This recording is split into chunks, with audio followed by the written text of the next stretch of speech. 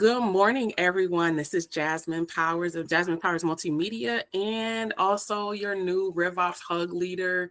And I'm so happy to be with my friends. We got Ben, Devaney today, and then we're also expecting a few others. This is going to be primarily an interview with Ben, but because technical issues, we're going to open it up to the panel and have everybody share their experiences to make it more interactive and flow, which actually is more fun. It's like a party rather than a panel. And so we're going to keep it very fast-paced and exciting this morning. And so I'm going to introduce our special guest, Ben Rubin of NPWS. What's the full name for that company, Ben? New Perspective. New Perspective. Perfect. Yeah. Ben is a two-time C-level executive and purpose-driven coach with a deep background in revenue operations, organizational alignment, and business growth strategy. With over a decade of revenue leadership experience across sales, marketing, and customer success functions, Ben helps companies break down silos, that's why we're here today, and build integrated systems that drive scalable, predictable revenue. Today, he combines his expertise in RevOps with his passion for purposeful leadership to help businesses grow more intentionally and sustainably. So awesome to have you. Yeah, it's great to be here, Jasmine. This is like president of RevOps. Like I miss you, Mr. President of RevOps. And we have Devaney. Devaney, tell us a little bit about yourself. Yeah, I'm excited to join as well. My name is Devaney. I'm based in Toronto. I work for the Financial Modeling Institute. I help manage the operations there, and we are just getting started with RevOps. So I wanted to join and see what Ben had to say today. Perfect. Thanks so much for joining. All right, you can mute if you don't mind, because it's giving an echo. All righty, perfect. So we're gonna kick things out. We're gonna just kind of dive into the need for us to align GTM teams.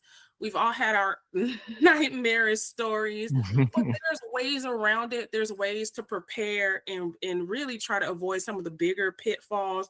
And so to kick things off, Ben, how do you define a go-to-market team, and why does alignment between these groups matter so much?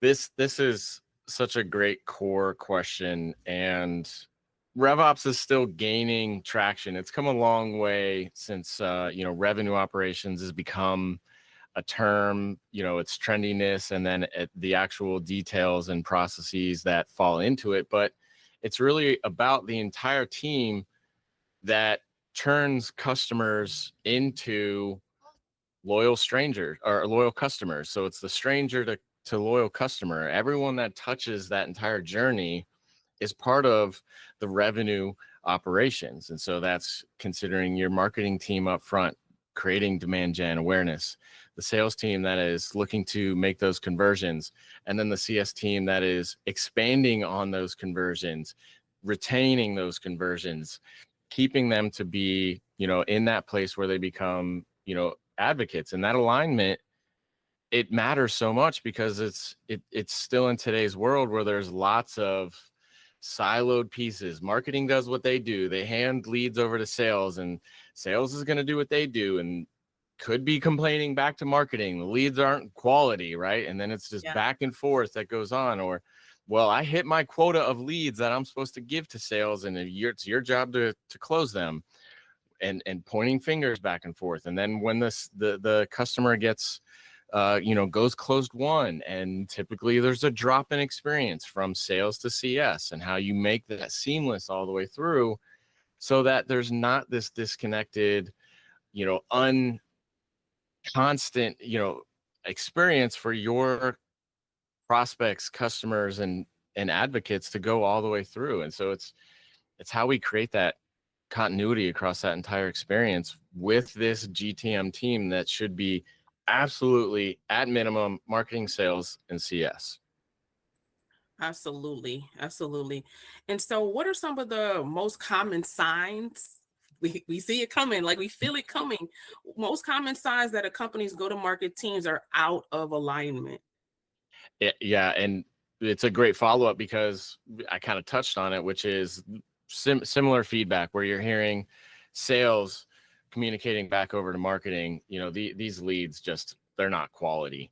They're not converting. I can't get these to where I need them to go. Right. Misalignment. What's the criteria of quality then? Right? If you're not seeing that. And then from the other side of it, it's like marketing pointing at sales, which is, these efforts, we're putting in all this time and this effort, and sales isn't converting. So I'm spinning up pipeline gen, but then you're not giving us pipeline revenue.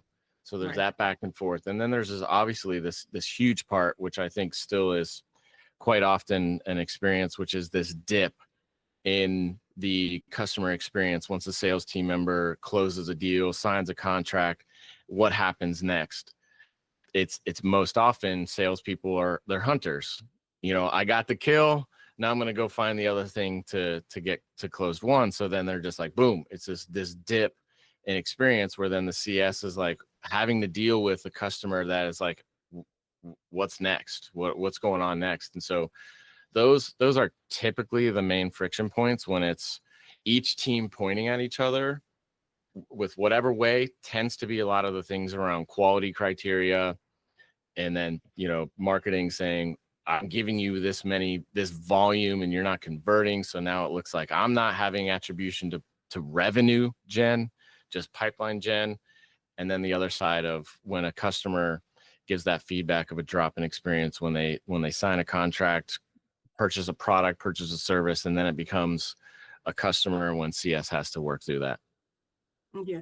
Have you ever seen an instance where, the criteria and, alignment looks good on paper and in meetings, but in practice that things are still not aligned and you're still finding some like miscommunication, and of course the outcome being what you shared before? But have you also seen that, like, it looks good, it was like, didn't we agreed on this? Yes, we agreed on this, but, and then you see kind of the pointing fingers.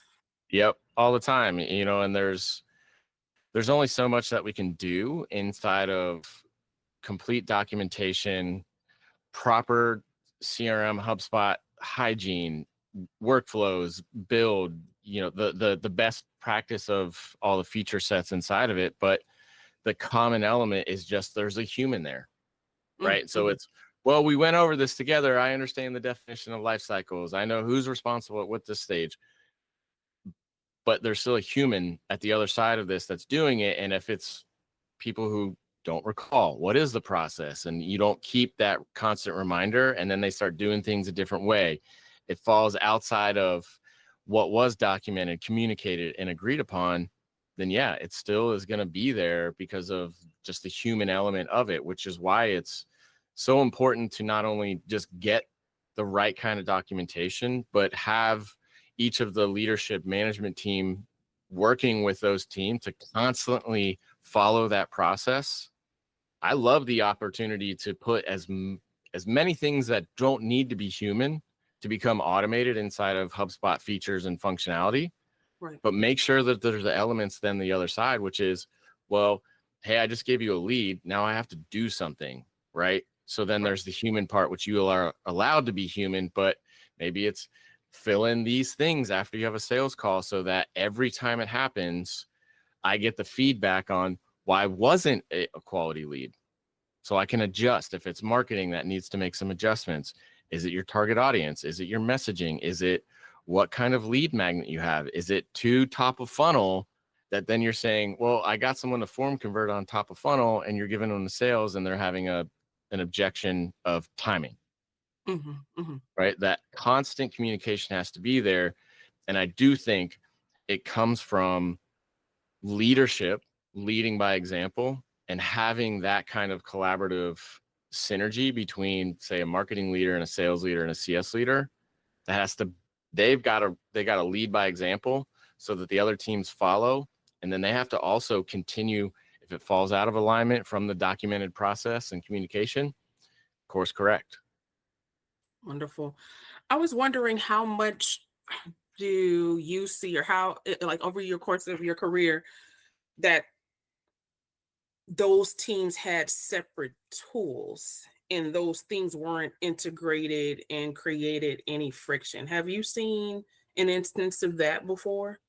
Yeah, of course. And it still happens daily, right? Where you've got someone who's on Pardot and Salesforce. You've got someone who's on HubSpot and Salesforce, Pipedrive and Marketing Hub, right? And so the element still here is, obviously I'm a big bleed orange HubSpot fan, been around, the HubSpot ecosystem for quite a few years. And it's like, as much as HubSpot is my go-to, it doesn't matter. But if you get yourself on something that's more in a single source of truth that you can believe, everything's all in one, it gives you better visibility to where you don't have to look at it. I still deal with customers that have the Marketing Hub and Salesforce, and then you go to the integration and you still see that there's sync errors, right? Yeah. So stuff just happens. Yeah.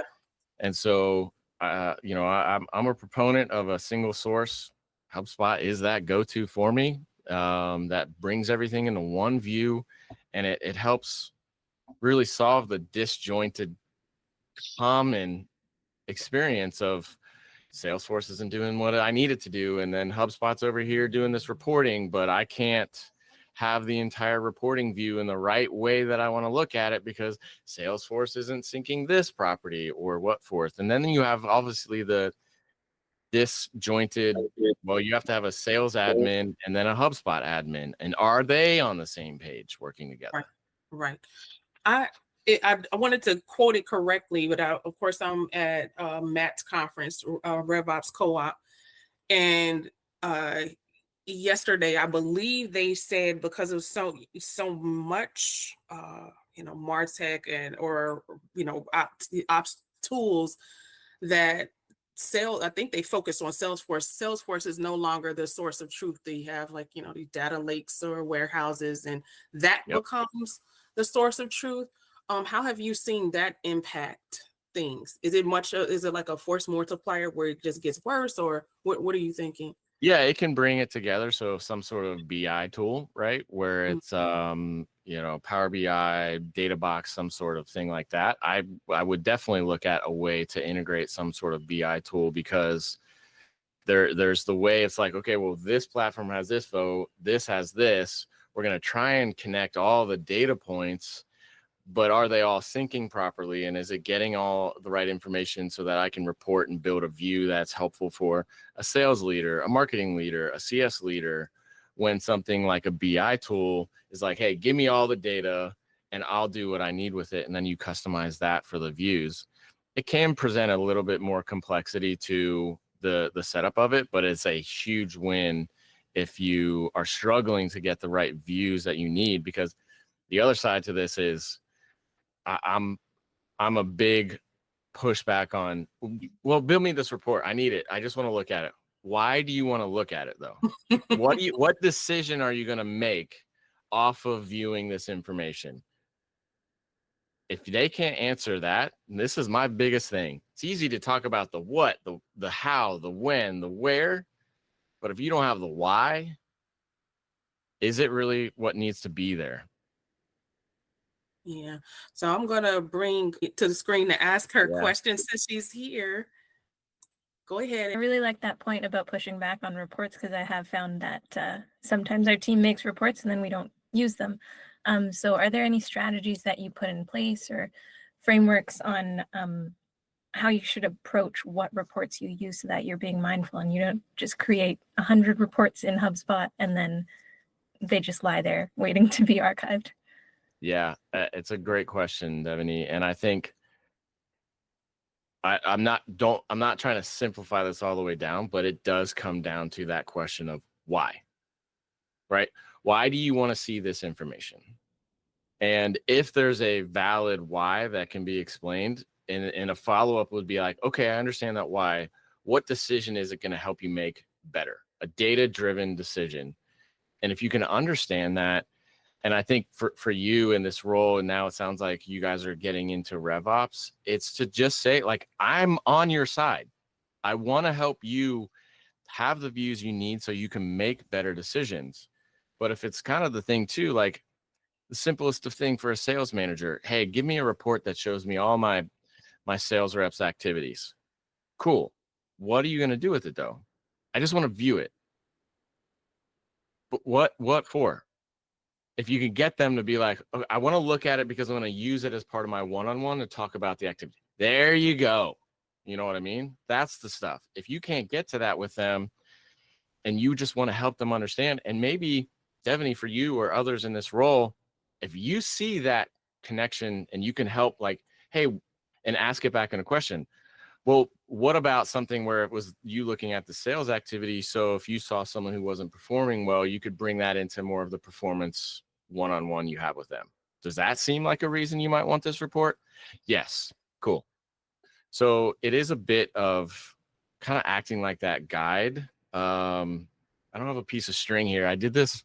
There was a few years ago where I had the opportunity to be on a PKO, a partner kickoff event with HubSpot. And I did this cool thing where it's like, think about the string. And inside of RevOps, this applies internally and externally, where it's the best way to do things is to pull, not push.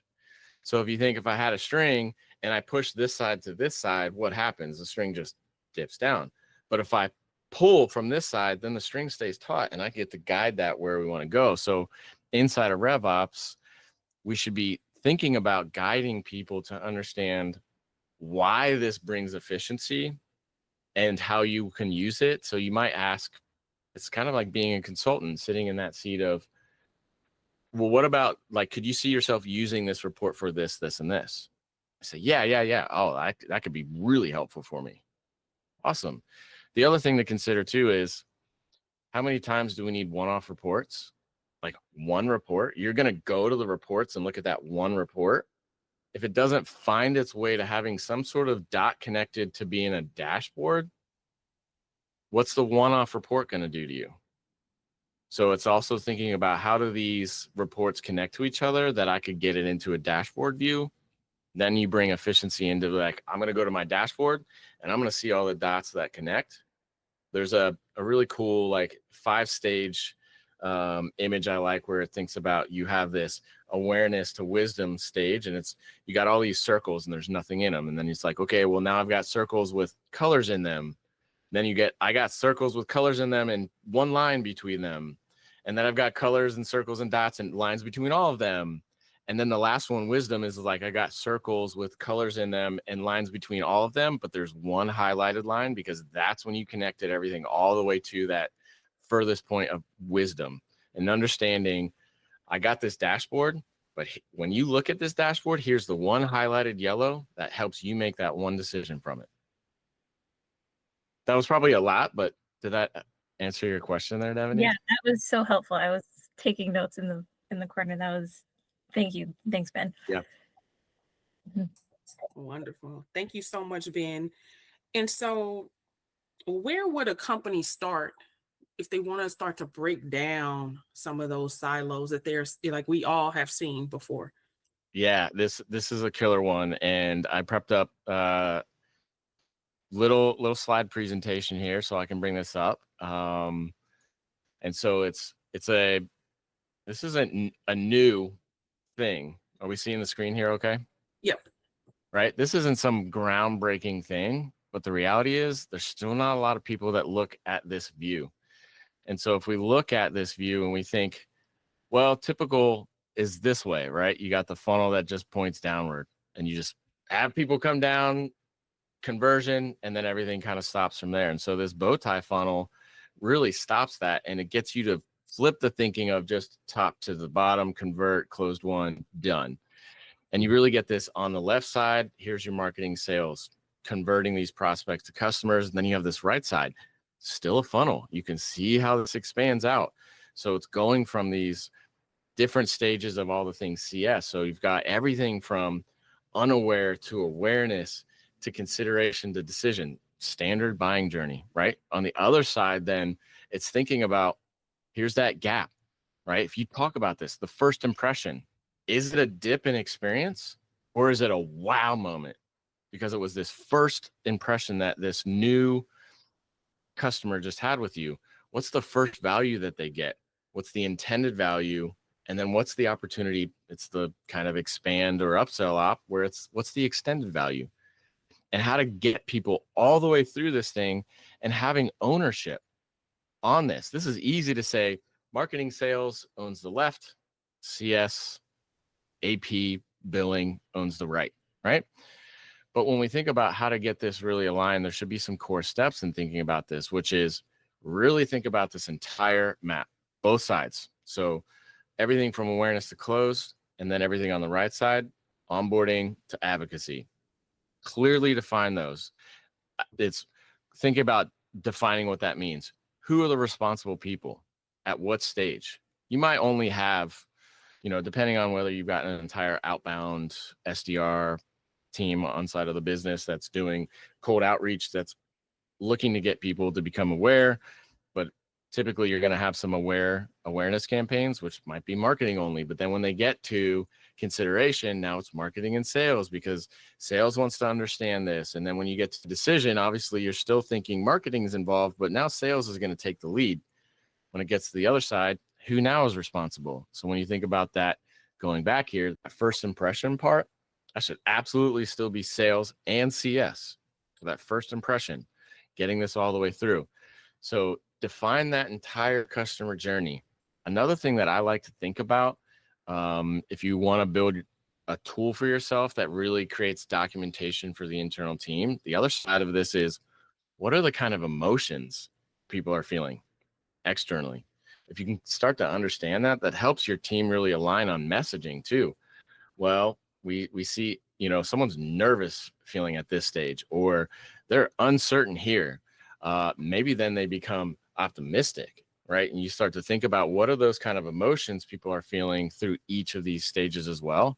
That helps you create unity between the messaging and how you talk to your prospects, to customers and advocates. When you think about that, then really thinking the life cycle stages that happen with this. This is really important to understand. How do you define it, right? HubSpot for a while was pretty adamant on like, nope, you can't change the name of the life cycle stage. You can't add any. A few years back, they opened it up, right? You can customize life cycles now. You can name them whatever you want. You can put them at any stage. You can reorder them. So use that. That's empowering. If you need to change it a bit, I've had people think about like they have different levels of MQL. People are going to either hate that or they're going to be like, but this empowers my team so much. MQL1, MQL2, MQL3. Cool.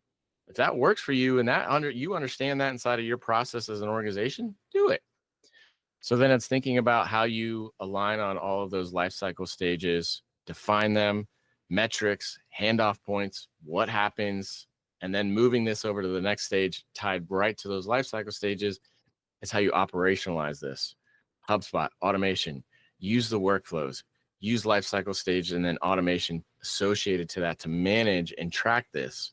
Report back on how long did somebody spend in a life cycle stage? How often do we convert? Because if you think, right, let's go back to this. All of these white spots in between, these are conversion points. So how well are you converting through all of these different stages all the way through? Are we stalling out at the consideration stage? Why? Right? Are we stalling out at decision? Why? Find out those things and get aligned on them. Before and then I'm sorry, I didn't want to go ahead. Stop you, but if you would go back to the previous slide, let's say someone has never seen this particular, the bow tie slide before.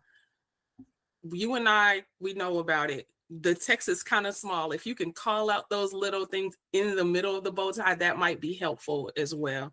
Because you just were talking about like the awareness and of course between each stage, of course, is a conversion point, but the text is very small. That's the only part that we couldn't see, but I kind of couldn't interject earlier to say. Yeah, sorry. And I made this graphic and posted it in, so it's not the best, but you've got all the way on the left side, it's unaware. Okay. Then you move into awareness. And then this is consideration. You have decision. So these three are your typical buyer's journey: awareness, consideration, decision. We like to think about it as unaware because this is like just saying your target audience, but there's a massive amount of probably unaware, right? Okay, now they become aware, a little less people convert all the way through. Then when you get to this blue line is here, your closed won conversion, customer conversion. From there, you go to that first impression, right? This is that moment where it's the handoff. They just closed How warm do you make them feel? How big of a hug do you give them, right? To a hug, right? And then how does that feel for them? From the first impression, they're going to move over to what's the first value that they experience. It doesn't matter if you're a service or product based. What's the first value? And if you can't, that's something you have to work on. If you can't describe or tell someone what a first value moment might be, you don't have to say to the customer, hey, this is your first value you're going to experience. But you need to understand what is the first value you're going to give to them. When you understand that, you know when you hit it, so that then you can say, okay, cool, first value has been delivered. I got this. Now think about that where I talked about the emotions.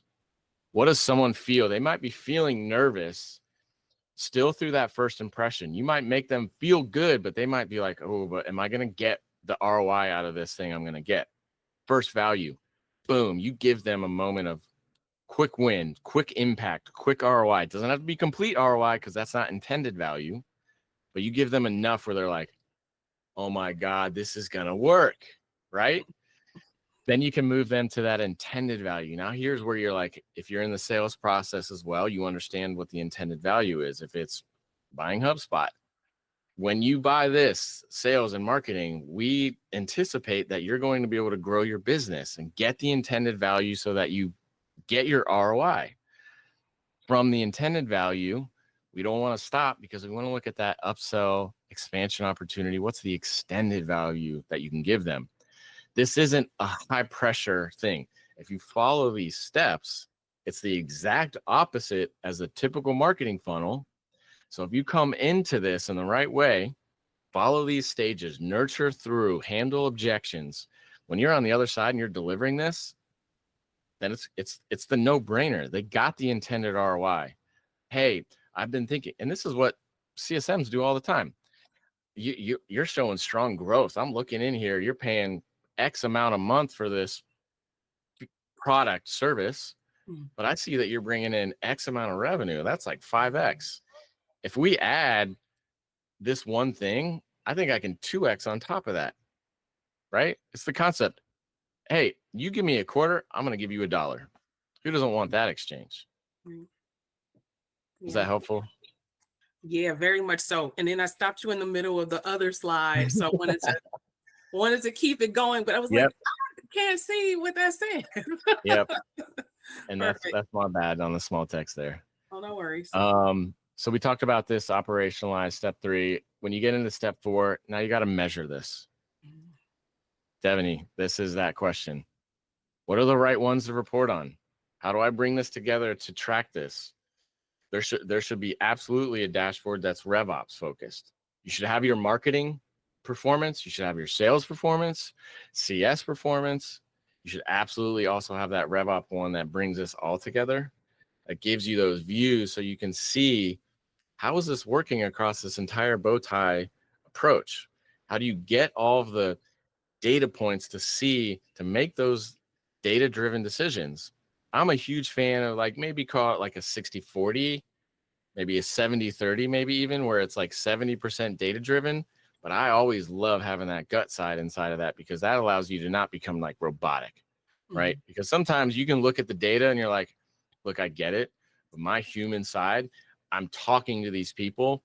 I'm telling you that the data is there, but here's my thought and opinion and experience to it, which is like that blended gut part inside of this decision making. And so really looking at it from this doesn't stop when it goes closed won.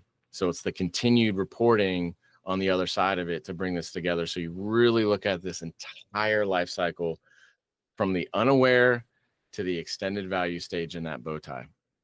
What this does, this creates that seamless experience. You're taking these buyers into loyal customers, and those loyal customers become your next best marketers. Standard stuff, right, that we all talk about, but I think there's still a bit of a lack of people, organizations that are actually applying this. And that's what I also hope, not to try and get to kind of like an end messaging, but in all this stuff, I can say this and you can hear me. And what does that become? Awareness. But if you don't apply it, how much value does that awareness have? How many times have we gone to the next RevOps thing, this presentation, this hug group? So my biggest hope is that anybody who's watching this, going back to this, you know what? This is the last time. Maybe this is my ask to you to say, this is the last time I'm going to go to something like this, because I'm going to actually do it this time. Put it in place. Put the action behind this awareness and the things that we talk about, or we're going to just keep going to presentations and hug groups and all this and being like, oh, this is cool. And then all of a sudden you go back to the regular day-to-day. Yeah, good stuff. A lot of what you said brought up a couple of other questions that I think translate into our real world experience. And so one of the thoughts that I was having was, number one, you really tied together the impact of this alignment. It brings like this streamline effect, and everything is seamless, but it helped everybody to perform in the campaigns as well. What does an individual individual contributor do when they are aiming for really the ideal, but they're getting pushback from leadership specifically? How do you influence other people to kind of start to march in the order that you want, so that there's an alignment across the board? So to understand your question, kind of going back to some of the other things around what are some of the signals you'll see of friction, and then like, you might be able to see them all the time, but you know, what do I do with it?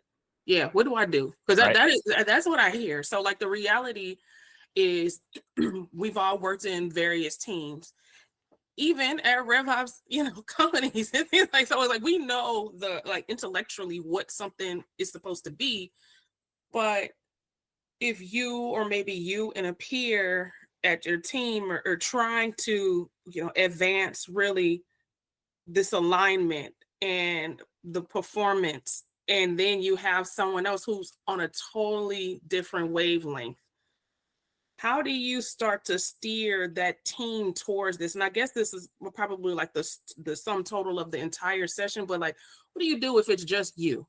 Like you can't make people do what you want them to do. What do you do in those cases? That's a great one, because I think there's a lot of people inside of RevOps that feel this way, right? Mm-hmm. It's hey, we need to do this, or this isn't to say that people that are hired in some sort of RevOps role or capacity aren't smart, educated, valuable at all. But sometimes I think there's companies out there that make this hire because it's like, well, I'm seeing RevOps become this trendy thing. Let's make a role and hire this person. But they're just then like an assistant to do what someone else needs them to do. So I don't want that to become like a fear mindset that gets people in that space, but it is up to us to help educate others around what RevOps really is and create this alignment across the entire organization. Because this is how I always look at it. Even when I'm, as a CTO and a past CRO, I always look at it in that servant style approach. I work for you. How can I help get things out of the way for you as a leader?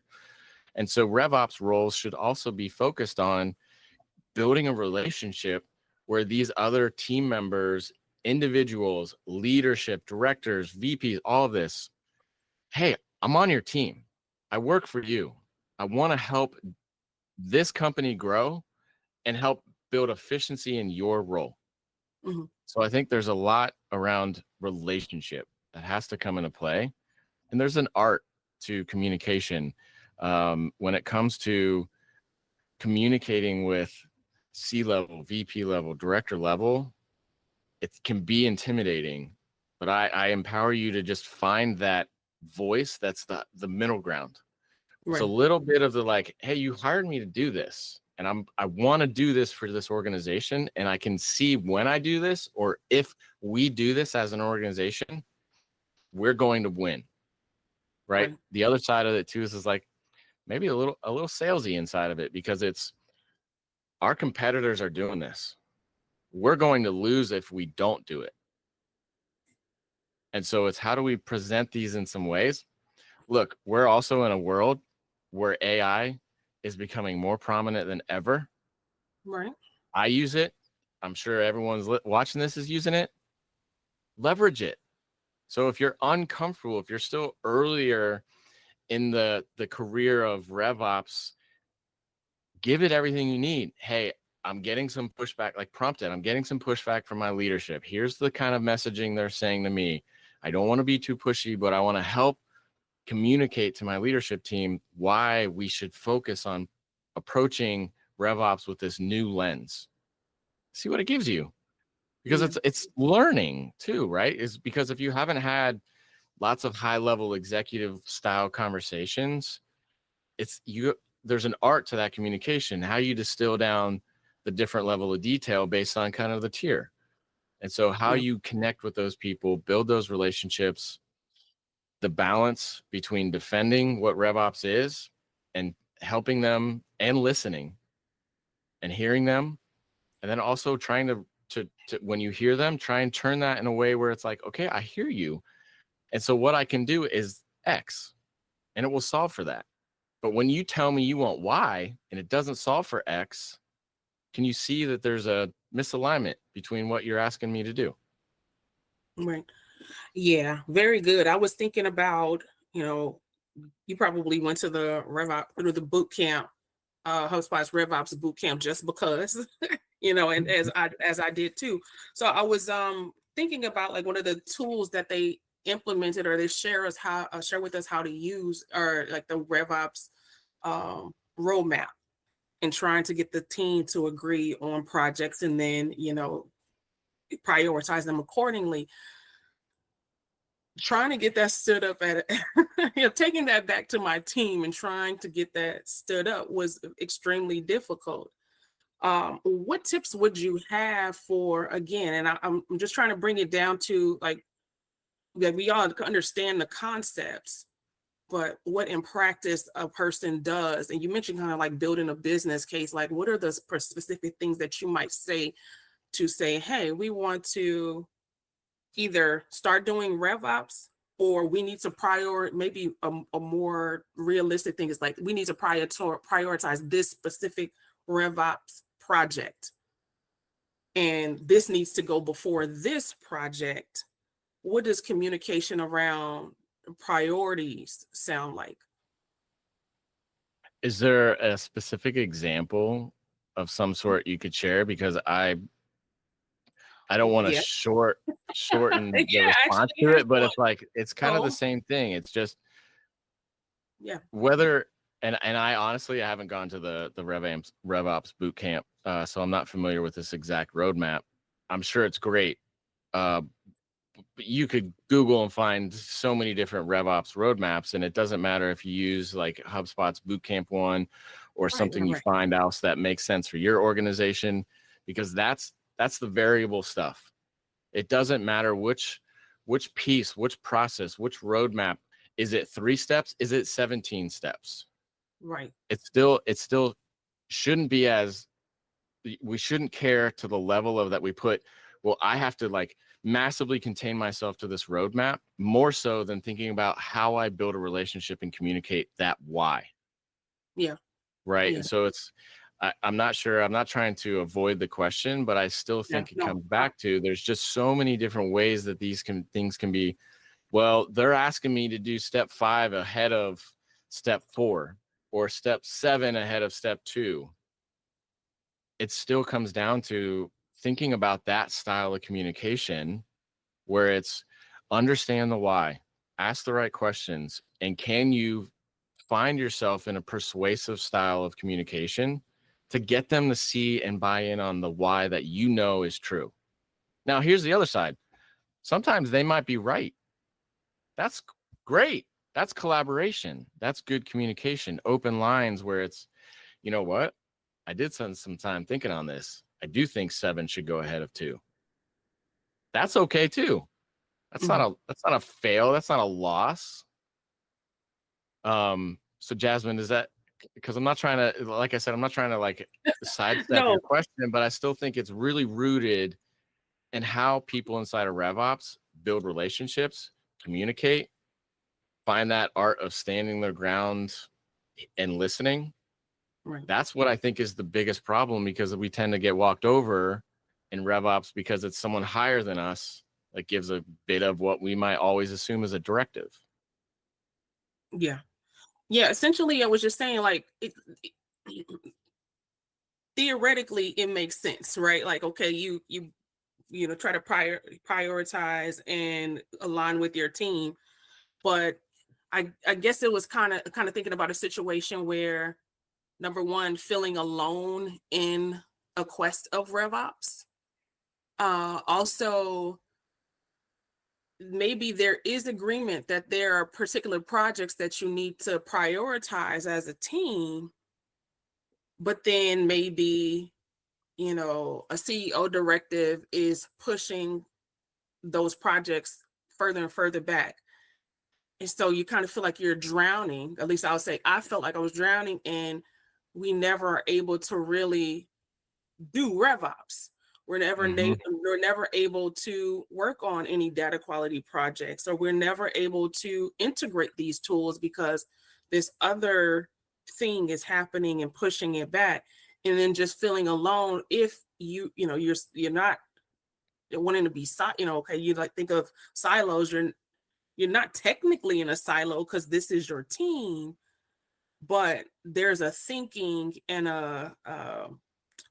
like a way of being that they haven't come to yet, a realization that they haven't come to yet on RevOps in general and individual projects that really would fall under a RevOps priority. So just kind of thinking about that line, which I think you did really cover that, with some of the tools that and questions like asking about whys.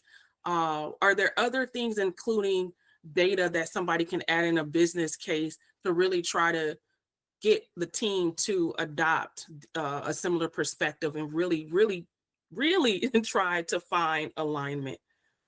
Yeah. Okay. So I totally get that. And so, yes, that whole part around communication is probably what I would label as the highest thing to do well. Second to that is like the relationships. And so it's, if we as RevOps leaders, executors, strategists, we should have those relationships with each of those people so that you don't necessarily feel siloed. Because yes, if it's one person doing RevOps for an organization, but you have a marketing, sales, CS team, then you shouldn't feel alone, because that should probably be, whether, depending on what kind of volume, size, complexity of what your roadmap might look like to implement some sort of RevOps, you might want to have a one-on-one every week with your marketing manager, a one-on-one separate from your sales manager, separate from your CS manager, because you need to have those relationships. So even above the data, have the relationship, because sometimes the relationship can be more powerful than the data. Mm-hmm. Then to your point though, it's to look at how you look inside of things inside of HubSpot, and you can help them identify places where, hey, I'm seeing this data point lack in conversion from this stage to this stage, because what I see is we don't have the right automation set up to support nurturing someone smoothly from this to this. Mm-hmm. So that's when I definitely would say poke around in a HubSpot, because if what your roadmap should include is things that are obvious like that. I'm looking at this from the revenue org perspective. Our sales cycle is 100 days, but I see that we sit in this one place for 17, right? But why does that happen? Cool. I want to put some optimization in this place, because I want to see if we can compress the 17 days. Let's try and get it to 7 days. And how that compresses the sales cycle in, who's not going to buy in on that if you have a relationship and communicate well? Yeah. Right. Yeah. So that's what I think it's like. That's why I use that word. It's an art. Mm-hmm. Having the relationship with each of these departmental leaders, having good communication skills. And then, yes, to your point, Jasmine, what data can you bring that backs up what you want to optimize? It doesn't always have to be like if we do it, here's what's going to happen. You could just say this, I see 3 days in each of these stages, and then there's a 17-day right here. Is there anything you're aware of and why we sit here for 17 days in this stage? I'm not really sure. Awesome. I want to put that as a priority for me to dig in and investigate and see if I can get the 17 days to match the 3 days for all the other ones. I'm just spitballing an example, but how you bring that stuff into a conversation that I think can be helpful, so it can help prioritize that. This same thing here, Jasmine, this might be the approach that you take to build your roadmap. If you don't have a roadmap and you're starting from nothing, how do you figure out what you want to do? It might be by going and identifying some places where there's friction. That's the biggest word, right? Now, this was one of my biggest takeaways from I did take the HubSpot RevOps certification. One of the loudest things that stood out to me was you should remove friction anywhere where the value is lower than the friction. And it's okay to have friction at a point where the value of what that friction is higher than the friction. Mm-hmm. That makes sense? Yeah. Yeah. Definitely. Cool. So we have a few more minutes. I wanted to get to some of our other questions. If a company can only focus on one thing, so this is where priority comes in, focus on one thing to improve alignment this quarter, what should it be? One thing. You Can I said say it's the one bow thing. tie? But that's going to include multiple things. I might come back to the bow tie approach. And if it's to simplify, there's lots of things to do inside of the bow tie. But if you simplify to the element of who is responsible, I think that is a great place to start. That then you can drip that down into so many other areas associated to that bow tie. But if you can get people to buy in on, I'm responsible for this, you're responsible for that, here's where we are to start. For the remainder of the quarter, we got a little over a month and a half. If you can build your bow tie, set assigned responsible people, not like individuals, but marketing and sales and CS, whatever it might be, I would say that is a great starting point to create alignment and be like, all right, we all agree, here's who's responsible. Then you can take that into like writing out the life cycles that follow with those stages, the definitions of those, right? I talked about thinking about the emotions that external people are going to have between those, because that bow tie just gives you so many ways to think about. I use like a worksheet that's built on an Excel, a Google sheet. So you think, okay, well, each of those stages are columns. And you can think about whatever you need to help align your team that are then the rows per stage. Cool. Devaney had another question. Go ahead, Devaney. Thanks. So I'd never seen the bow tie model before, so thanks for sharing that. I do find it really helpful. I've also seen the Flywheel model in the RevOps certification for HubSpot. In your perspective, like, are there any pros or cons between the two, or is there a reason you use the bow tie over the other one, or are there reasons to use one and other circumstances to use the other? Just curious. That's an awesome question, Devaney. And I think the flywheel is a great thing to think about. Like, you just keep getting this energy in these cycles, right? I think the bow tie is as if you like slowed it down and just didn't make it a circle where you saw a start and then an end. But there's such continuity still between the two, because as you're getting people to become that aware stage, and then when you get to the other side of extended value, your goal, because you should also have customer marketing inside of this, your goal should be that they become the advocates that create kind of like this circular energy that happens. So it's not to say one is right, one is wrong. They're both right. And maybe if you can view the bow tie, because it gives you that very structured, like linear approach to see things, versus how do you take the flywheel and say who's responsible for what, and how do you get it clean in a column view. So it's like the same, but I think it's a slightly different view and how you see things from this linear buyer's journey to customer journey. So that was a great explanation. Would you say like the bow tie looks at who's responsible for each stages and breaks it down almost more granularly, whereas the bow tie is like, what kind of friction and force can I put in to make this thing go a little bit faster? I think just flipped, because it sounded like you said the bow tie. The bow tie is what you put in the energy, and I think that's the flywheel. Yeah. Yeah. Yep. The way around. Thank you. Yep. But yes, spot on. So it's thinking about things around that flywheel, which is like, how can you make it go quicker? 100%, and finding those places that are friction points. But I also think then the bow tie gives you the opportunity to really see where those frictions are. And then, so if you remove that friction, then you're essentially putting energy back into the flywheel, which makes it spin faster.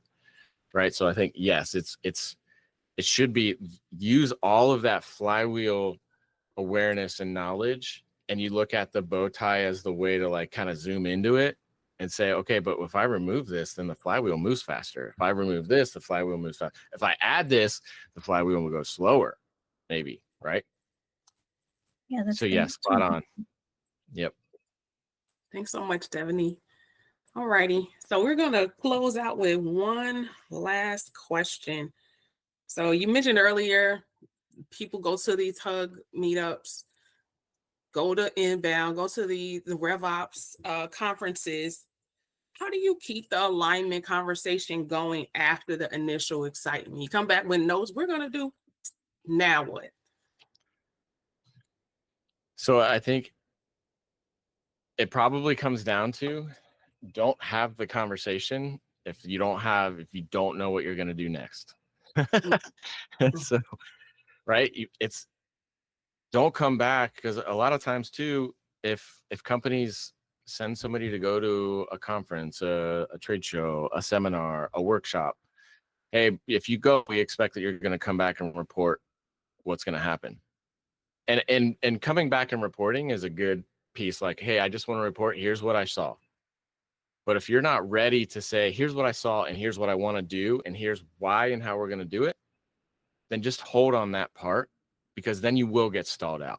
If you go and say, here's my plan, I want to do it, and you don't have like everything laid out, or I want to remove friction now, I want to analyze this, I want to do this and this and this, and you just like, all you say is, I want to do this, I would say hold on that conversation until you've got, to your point, your RevOps roadmap.